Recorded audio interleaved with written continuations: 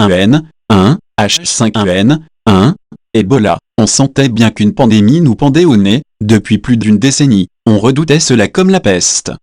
Jusque-là, notre pays s'était toujours faufilé entre les gouttes. Certains pouvaient se dire que la menace n'était pas sérieuse, qu'on réussirait toujours à passer au travers.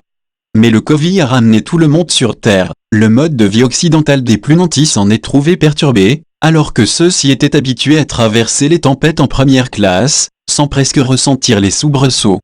Certes, il reste des privilégiés qui amortissent de manière bien plus confortable le choc du confinement, mais le virus se moque de l'argent et peut frapper tout le monde. Même Macron ne peut pas les soustraire à ce risque. Contre le Covid, il n'existe pas de parachute doré, ni de bouclier fiscal. Joachim en connaît qui ont beaucoup misé sur les vaccins qui ont été mis au point en un temps record. Il les voit les bourgeois qui se disent que la vie va enfin pouvoir reprendre comme avant, la Baule, la Riviera et la Plagne, ou le Touquet, les îles grecques et Saint-Barth. Le président avait pourtant dit que plus rien ne serait comme avant, que dans le monde d'après, les premiers de corvée ne seraient pas oubliés par les premiers de cordée. Foutaise. Et puis fuck le réchauffement climatique et fuck la planète, en attendant la révolution des sans-grades et des héros trahis de la guerre sanitaire, je dois s'occuper de ses fesses. Un premier rendez-vous est fixé au prud'homme pour une tentative de conciliation. Germain Duluc, son avocat, ne pense pas que la partie adverse proposera un arrangement, car en général celle-ci le fait savoir avant. Or, surprise, le jour de l'audience, une somme est proposée, correspondant, en gros, à ce que Joachim aurait obtenu avec une rupture conventionnelle du contrat.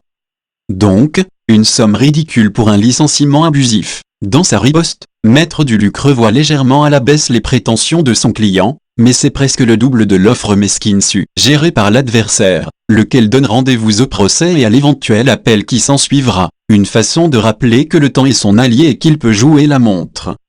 Pour Joachim, c'est un aveu de culpabilité. Ferait-il une proposition de conciliation et penserait-il déjà à faire appel s'il était sûr de sa faute grave? Je ne sais pas encore s'il suivra les conseils de son avocat, et autorisera ce dernier à envoyer à son confrère une offre intermédiaire qui, en cas d'acceptation, permettrait de tourner plus rapidement la page. Ces marchandages lui laissent un goût amer en bouche. D'un côté, il veut en finir le plus vite possible pour pouvoir se projeter vers un nouvel avenir.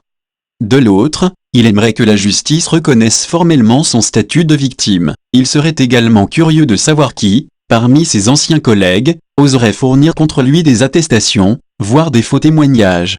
Mais peut-être vaudrait-il mieux éviter cette séquence, aussi douloureuse qu'instructive sur la nature humaine et la bassesse des traîtres.